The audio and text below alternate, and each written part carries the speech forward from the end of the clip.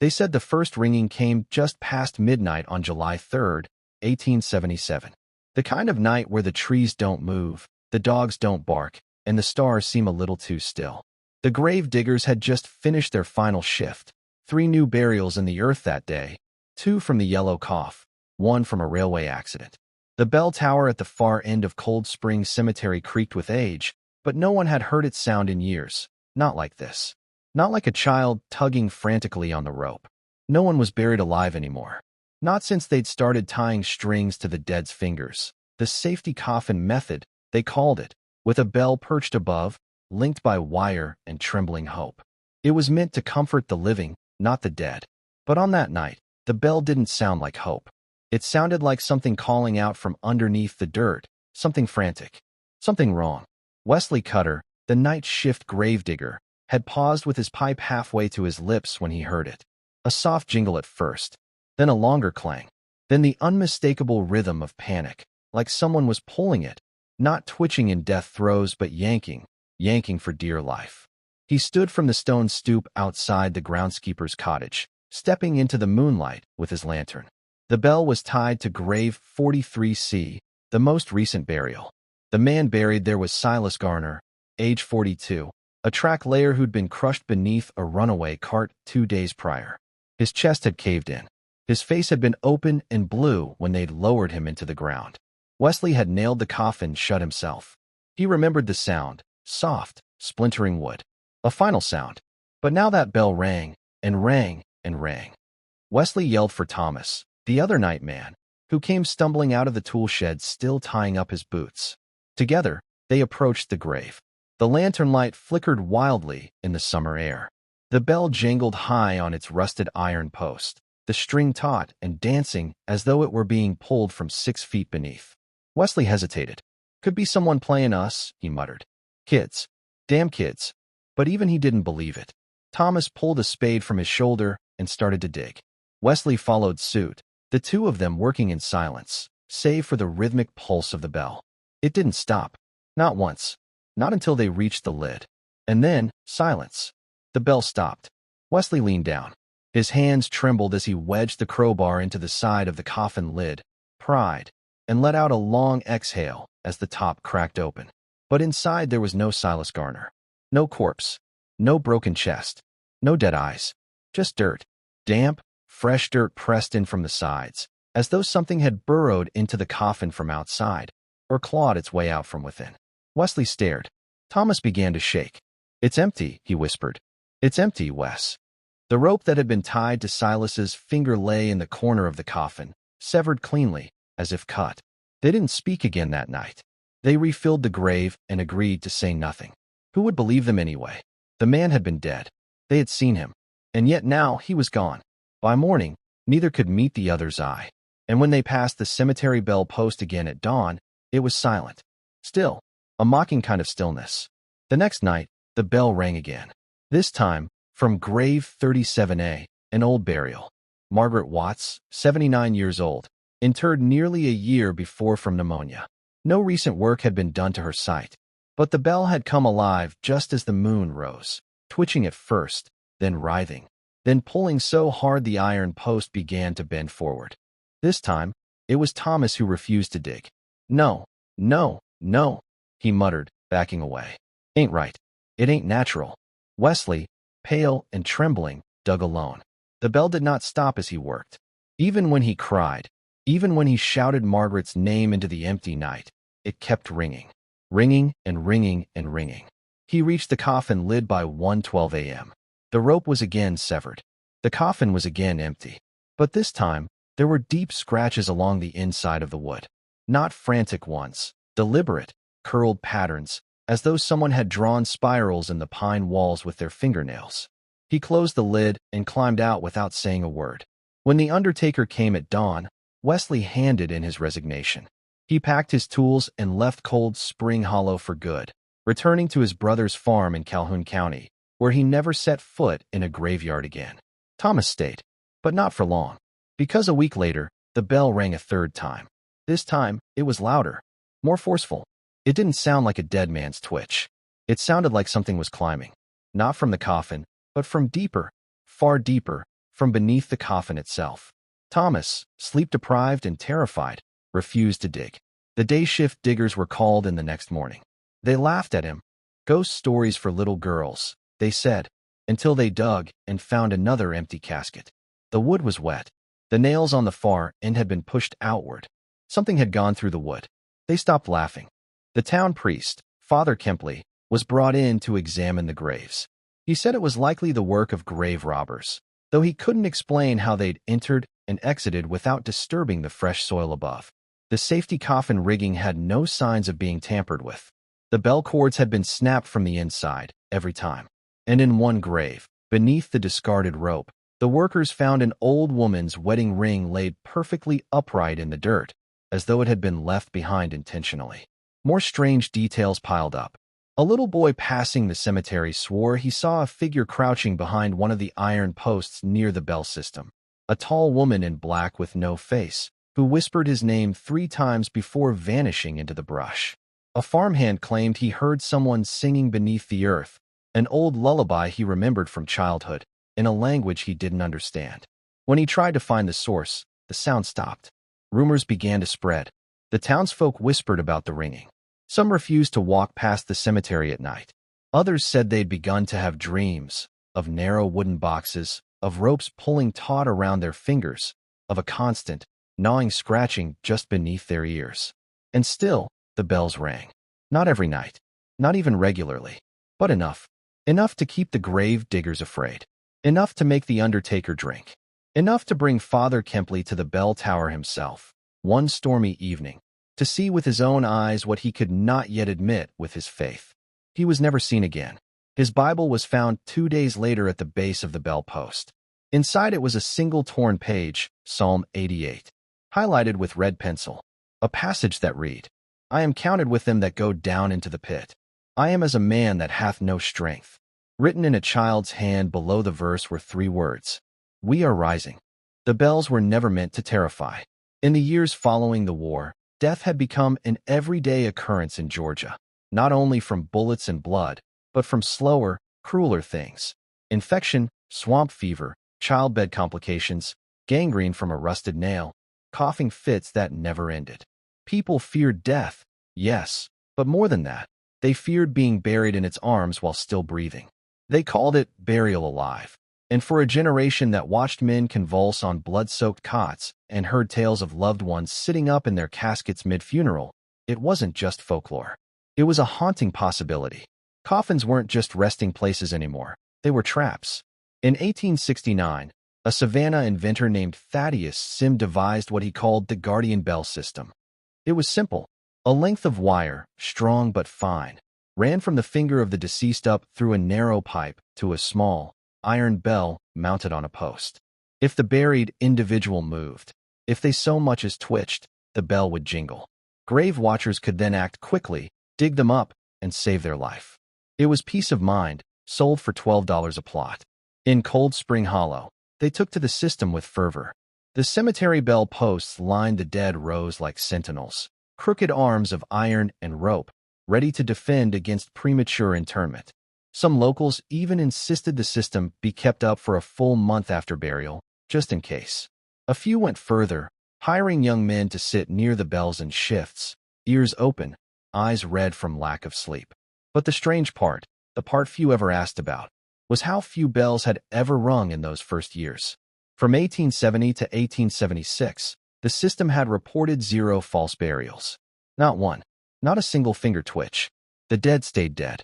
Until that July night in 1877, when the bell above Silas Garner's grave began to sway. Once the ringing began, people remembered all too quickly why the system existed in the first place.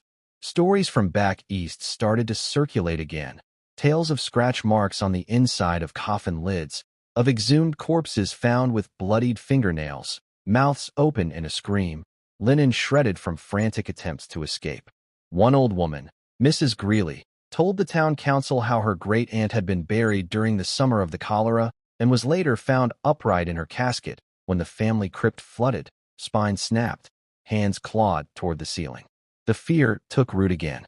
Some families requested to have their deceased dug back up and reburied with 2 strings tied to the body, one on the hand, another on the foot. A few demanded longer bells, or thicker ropes, or louder chimes. One man paid for a night watch to sit atop his wife's grave for 10 days, rifle in hand. But even as the town's old paranoia reawakened, something about the bell ringings unsettled the elders. Because these weren't new burials. These weren't fresh graves where a doctor might have mistaken a coma for death. These were old bodies, months buried. In one case, over a year. And yet the bell rang as if the dead had just remembered they were trapped. The council sent letters to Savannah, requesting official inspection of the rigging systems. They claimed faulty wires, unstable ground, maybe rats, maybe sinkholes, something reasonable, something manageable. The inspector arrived in mid-July, a thin man named Elliot Stroud, with spectacles and a black leather case filled with brass instruments and inkslick pens. He wore gloves when examining the bells. He tested the ropes, the wires, the copper pipe that led into the graves. He made notes with sharp, stabbing letters. Then he dug up 2 of the graves. The first, according to his report, was undisturbed but empty. The wire inside had not degraded. The pipe was sealed. No evidence of natural erosion or soil shifting. The second was stranger. He wrote that the coffin was shattered from the inside, as though a pressure built up beneath the wood and burst outward in multiple directions. He included diagrams. They looked like spiderwebs. Stroud left town 2 days later without explanation. He told the undertaker that further examination would be conducted in Atlanta. But no one from Atlanta ever came. And when the mayor sent a second letter of concern, it was returned marked undeliverable. Someone had scratched the mayor's name off the envelope in what looked like charcoal. So the town turned inward. They looked not to science, but to superstition.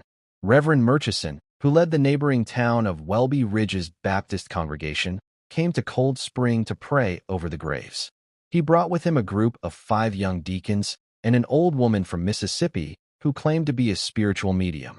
The Reverend stood at the base of the bell tower and raised a wooden cross, declaring, "There is no peace in this ground." The woman, known only as Sabella, pressed her ear to the iron bell and whispered a name, Mara. No one recognized it.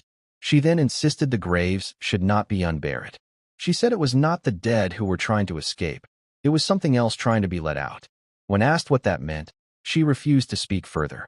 That night, the Reverend's horse bolted and was found 3 miles outside of town, its eyes pecked out, its flanks smeared with dirt. Sabella was never seen again. Some say she boarded the river ferry and refused to look back. Others claim she collapsed in the woods and was taken by the ground. The cemetery's caretaker at the time, an ex-soldier named Lemuel Reese, took to sleeping in the chapel by the graves. He began recording each bell ringing in a small notebook he carried everywhere, sometimes only a page per night, sometimes 10 or more. His entries became obsessive. He claimed the bells no longer rang randomly. They followed a pattern.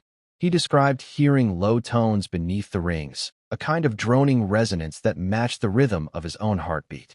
He claimed the bells were not responding to the dead, but calling them. The townsfolk began locking their doors tighter. Children were no longer allowed near the cemetery paths. One girl went missing, 9 years old, named Eliza Manners. She had been walking home from school, last seen near the old stone wall that bordered the southern plots. Her lunch basket was found beneath one of the bells. Inside, instead of bread, was a handful of dried rose petals and an old brass key. The sheriff formed a search party, but nothing came of it. When the child's mother stood at the cemetery gate that night, calling her name into the darkness, she swore she heard the faint sound of the bell, not above ground, but muffled, far beneath the soil. The grave it rang from was unmarked. The council ordered the bells to be dismantled. Some agreed. Others warned against it. The system was there for a reason, they argued. It had saved lives. But the system hadn't saved anyone. It had only shown them what they weren't meant to see. Still, the removal began. One by one, the bells were taken down. Some went quietly, some had to be cut. One post had become so twisted in its base that the workers claimed it screeched when they unbolted it. Another fell on a man's foot, shattering 3 toes. And still another was found with a rope wrapped around the post multiple times, from the inside, they said, as if someone below had managed to loop it upward in perfect spirals. But the final bell, the one tied to grave 11B, the oldest in the entire cemetery, refused to come loose. It rang the night before they tried to remove it. Not in wild panic, not in the harsh clang-clang of a trapped soul, but in slow, steady intervals. Once every 60 seconds, like the ticking of a clock, like a metronome, like something beneath had learned patience. When the workers approached the post the next day, they found the rope had vanished. The wire had turned black, and the coffin beneath, when unearthed, was filled with nothing but wet, mossy bones, and a note written in careful script, tucked between two ribs. It read, "You listened. Now you must remember." In the months that followed the dismantling of the cemetery bell system, something shifted in Cold Spring Hollow. The town seemed quieter, but not in the way that comforted. It was a hollow kind of silence, as though the place had been scoured clean of sound and left behind a silence that listened. The bells were gone, but people still claimed to hear them. Only at night, only when alone. There was a pattern in the reports, though no one said it aloud at first. The ringing always began near the homes of families whose loved ones had been among the exhumed, empty coffins.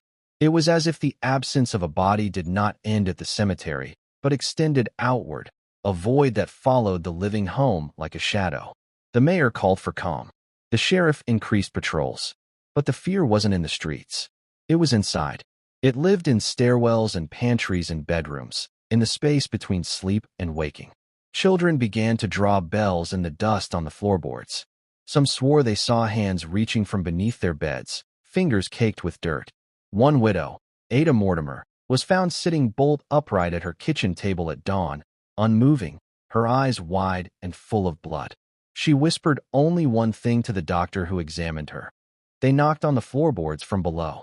5 graves, 5 ringings, 5 empty caskets. Not all of them were new. Not all of them were forgotten. Some had been cherished, and all of them were remembered again, but remembered wrong. The first was Silas Garner, the railway man whose chest had been crushed. When his grave rang and was found empty, his wife took to sleeping on the floor, her ear pressed to the wood. She claimed she could hear someone breathing beneath the house. She left town quietly 3 weeks later, but a neighbor reported seeing her digging behind her home at midnight the night before she disappeared. When the sheriff investigated, they found a shallow hole and a child's wooden toy train, perfectly clean, resting at the bottom. The second was Margaret Watts, the elderly woman buried nearly a year before. When her casket was unearthed, nothing remained but scattered hairpins and a half-rotted ribbon. The graveyard staff noted spiral carvings on the inner lid of her coffin. Her niece, who had cared for her in her final days, began to claim that Margaret had returned, not as she was in life, but in the same nightgown she was buried in, her mouth packed with dirt, walking slowly down the hallway in the hour just before dawn. When the niece finally fled town, she left behind a note under her pillow. She remembered where I lived. The third case brought more than whispers. It brought visitors. Nolan Pritchard, a local shopkeeper who died of blood poisoning, had been buried with a pocket watch in his coat. His wife insisted it be included. He never went anywhere without it. When his grave bell rang, they found the coffin empty but for the watch, which had stopped at precisely 12:01 a.m. The casing was warm to the touch. That week, the door to his shop began to unlock itself. Shelves were found rearranged in the mornings. Receipts showed items being sold at hours when the shop was closed. One receipt, handwritten in black ink, listed a single item, twine, 1 length. The signature was just a smudge. A traveling salesman staying in the room above the shop fled the next day, refusing to speak about what he saw in the mirror above the sink. And then there was Mercy Weller. She was a child when she died, 10 years old. A fever had taken her in the span of 4 days. She'd been buried with a small wind-up music box, one her mother had said she'd carried even in sleep. The bell tied to her grave rang 2 weeks after the system had been decommissioned. But there was no bell left. The post had been taken down. The rope was gone. Yet the sound still came, faint and metallic, echoing not through the air, but through the ground, like a heartbeat trapped in stone. The gravediggers, no longer permitted to work after dusk, were called in that morning.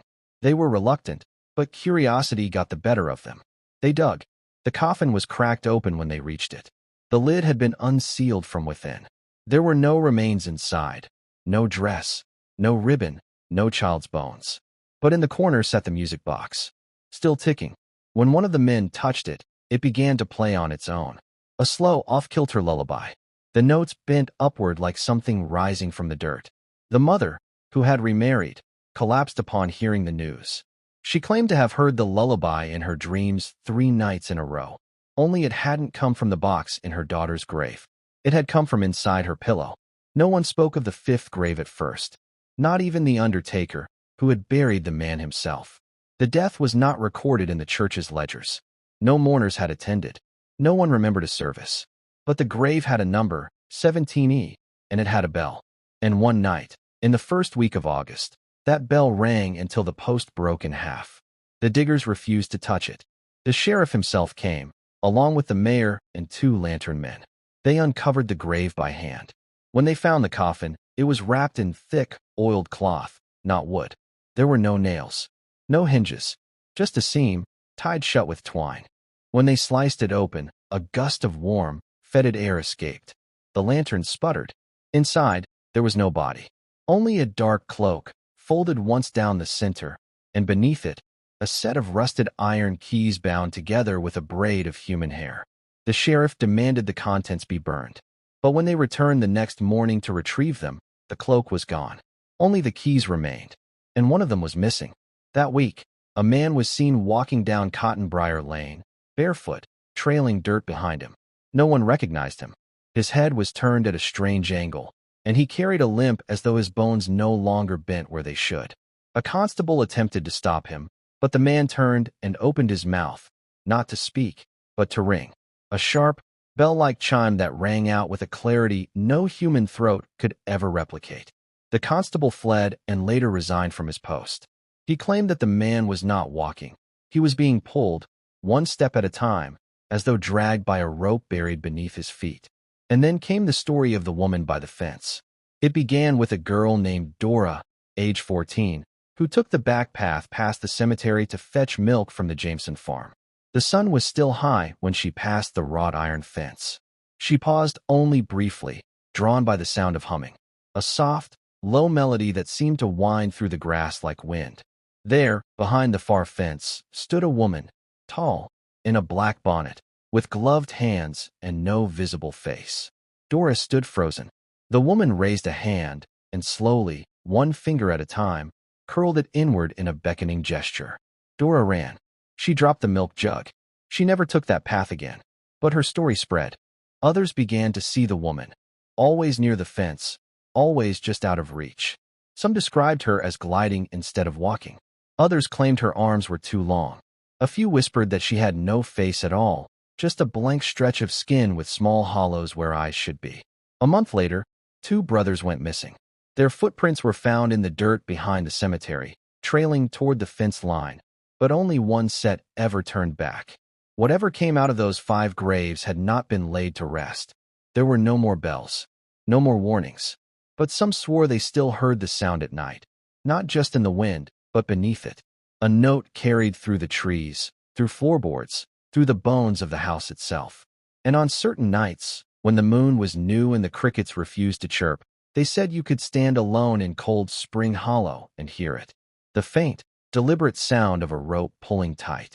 The journal was found in 1921 during a foundation repair at the old chapel on the eastern edge of Cold Spring Cemetery, by then long abandoned. Its pews collapsed and its belfry blackened by lightning. A pair of laborers working under the warped floorboards unearthed the notebook sealed in a tin box, alongside a rusted spade and a small pouch of iron nails wrapped in muslin cloth. The man who kept the journal was Lemuel Reese, the cemetery caretaker between 1876 and 1878, and the last man known to live within the chapel grounds. At first glance, the pages seemed ordinary, neatly pinned dates, names of the interred, details about burials and weather. But as the entries wore on, something in the handwriting began to shift. The lines grew less orderly. The loops stretched wider. Certain passages had been circled again and again in thick graphite, until the words beneath became nothing but violent coils of darkness. The earliest unsettling mention came in an entry dated July 4th, 1877, the day after Silas Garner's bell first rang. Grave 43, C disturbed. No sign of body. Wire snapped from inside. I do not believe it was a mistaken burial. Something got out. Thomas is rattled. I will sleep near the chapel bell tonight. The next entry was written 3 days later. It was shorter. The lines were crooked. Another grave rang. Margaret Watts. Her box was empty too. Spiral marks along the lid. Don't like the way they curl. Like they're meant to call something in. From there, the entries became more frequent, as if Reese had stopped sleeping. He began cataloging every sound heard at night. Whispers in the grass. A child's humming just beneath his window. The scrape of something dragging across gravel long after midnight. He noted the time of each disturbance down to the minute, always underlining the hour the bells had formerly rung, 12:01 a.m.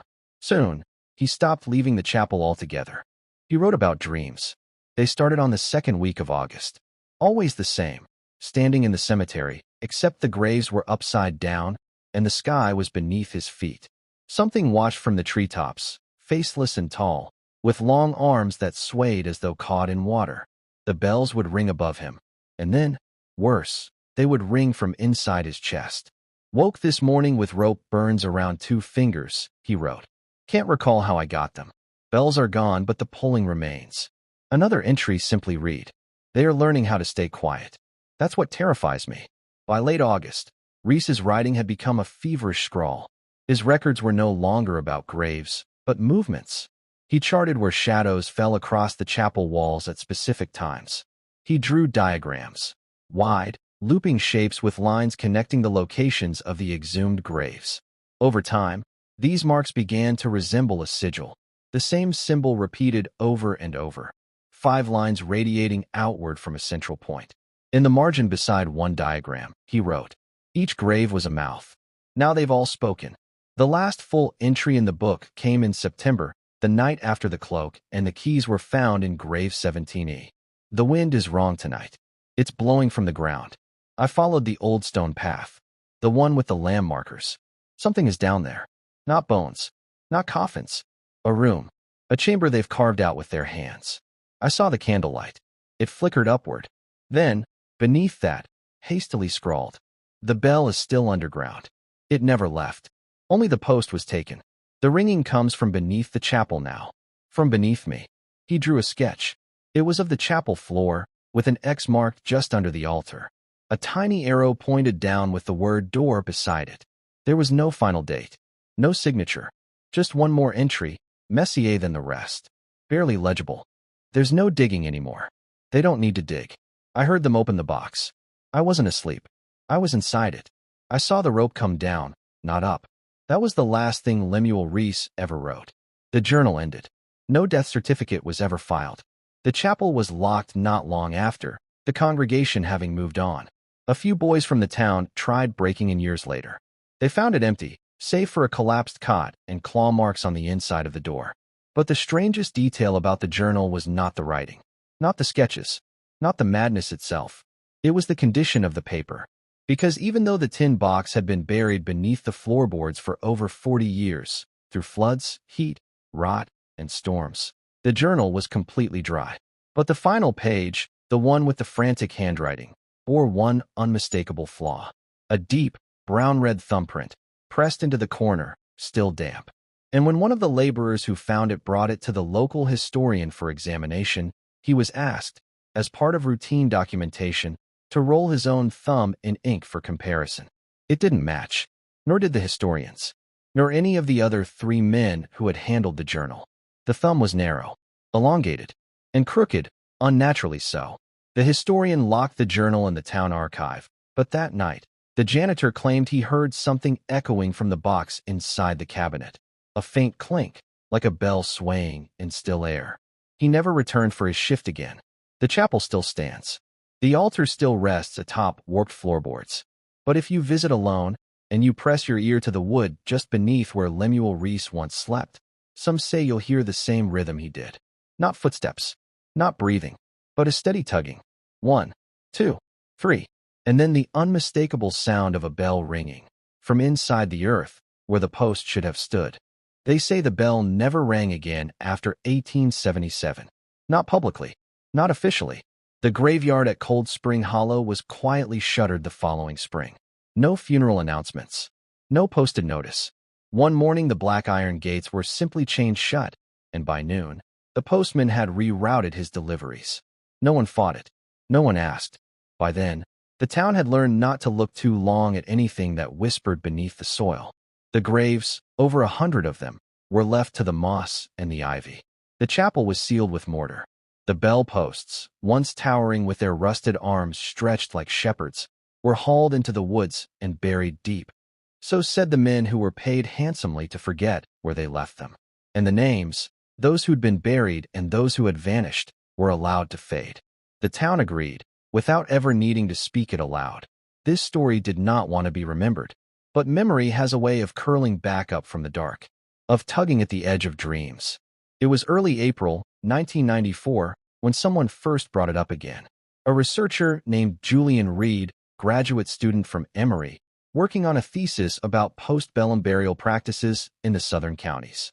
He had come across a vague mention of string-rung grave alarms in a footnote attributed to an unnamed system used near Cold Spring Hollow. When he arrived at the Historical Society in neighboring Welby Ridge, the receptionist's expression stiffened. She told him there were no cemeteries in Cold Spring. He showed her an 1864 county map. She frowned, left the desk, returned with a locked case file. She told him, only once, that some places were meant to be forgotten, and if he insisted on remembering them, then he had best know what he was actually trying to wake up. The file was unlabeled. Inside, among torn funeral ledgers and unsent letters, was Lemuel Reese's journal. A partial transcription. Typewritten. Sanitized. Most of the pages were missing, but one remained. A sketch. A map. The chapel's foundation marked with an X. And below it, an arrow that simply read, down. Reed became obsessed. He documented everything he could find about the cemetery. County tax records. Family plot documents. The few remaining obituary notices. A single blurred photograph of the bell posts before their removal. It showed one bell still intact. The rope was stretched taut, but there was no wind in the picture, no movement in the surrounding grass. He returned to the site the following week. The chain on the cemetery gate had long since rusted through. He stepped through the gap at the side, where vines had crushed the iron posts inward. The grass was tall. The gravestones were barely visible, most of them eaten by lichen or fractured down their middles. But the bells were gone. Except for one. It stood at the far end of the hill, behind a twisted cypress, barely visible through the overgrowth. The post was warped, bent. The iron hook leaned forward as though the years had bowed it down in prayer. But the bell still hung there. Small, blackened, unbroken. Its rope, coated in mildew and moss, still stretched down into the earth, buried into a grave with no marker, no number. Reed approached. He took a photograph. The image never developed. He circled the grave. The soil was soft, unusually so, as if freshly turned despite the decades. He made note of the location and returned the next day with digging tools. He worked in silence. The cemetery did not welcome sound. Even the birds refused to linger. Every strike of the shovel felt louder than it should have, and yet somehow more distant, as if muffled beneath invisible cloth. When he reached the top of what should have been the coffin, there was no wood, no casket, only stone. A circular slab, smooth, seamless, and at its center, a metal ring. He reached for it.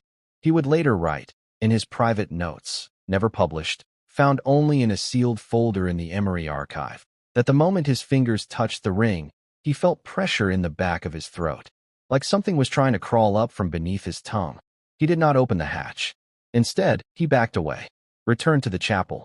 The structure was ruined, sagging inward with age, but the altar still stood. He cleared away the boards, followed the map, and found the trapdoor. It was nailed shut with 7 thick iron nails. Not rusted, not bent, clean, as if they had been placed yesterday. He pulled them free one by one. The door opened inward. The staircase was stone, narrow, descending deeper than the earth should have allowed. He lit his lantern and stepped down. The air was dry, and yet it tasted of salt and iron. He walked 27 steps before reaching the bottom. What he found was not a room. It was a hall, lined with coffins, dozens of them, upright, as if standing against the wall, each one bearing a symbol burned into the wood. 5 lines drawn from a central point, like a star collapsing inward. Some coffins were open, some were empty. and others, worse, were occupied by figures too tall, too narrow, their features erased by time or something darker. They were wrapped in ropes. Some had no hands, just rope, and at the far end of the hall, resting on a blackened pedestal, was another bell, bigger than the ones above, forged from something that gleamed in a way metal shouldn't. And it was ringing. Soft, slow, measured. Reed tried to leave. He turned, but the staircase was gone. The journal ends there. But Reed did return. 3 days later, a hiker found him wandering the edge of the forest near Welby Ridge, barefoot, eyes wide, dirt trailing from his mouth. He spoke only once. It wasn't a warning. It was a summoning. He was taken to a hospital. He never wrote again. They say if you visit Cold Spring Cemetery now, you won't find the bell, or the chapel, or the stones. The county removed all traces in 1998. The land was sold. The records erased. But sometimes, just before midnight, those who camp nearby, teenagers, hikers, the lost, claim they hear a sound coming from deep within the brush. Not voices, not footsteps. A sound older than language. Measured, patient, like a rope pulled slowly through a pipe. And then, once, twice, 3 times. The bell, still hanging, still waiting.